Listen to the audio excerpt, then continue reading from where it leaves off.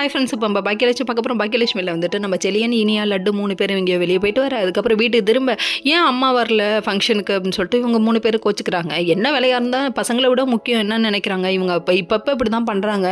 என்ன வேலையாக இருந்தாலும் தூக்கி போட்டு வரட்டுமேன்னு சொல்லிட்டு நம்ம செலியன் சொல்கிறாரு, உங்களுக்குலாம் எங்கடா நன்றிங்கிறது இருக்குது, உங்களுக்குலாம் எங்கடா முதல்ல அவங்க படுற கஷ்டம் புரியும் அப்படிங்கிற மாதிரி ஆயிடுச்சு.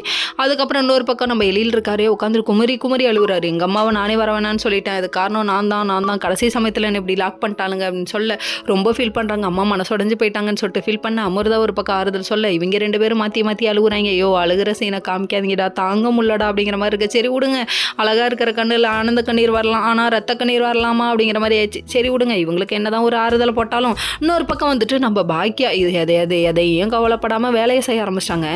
இவங்க மாங்குன்னு ஆச்சரியத்தை போட்டுக்கிட்டு ஆயுத பூஜை ஆர்டர்னு விழுந்து செய்கிறாங்க. எங்கே விழுந்தாங்கலாம் கேட்கக்கூடாது சரிங்களா.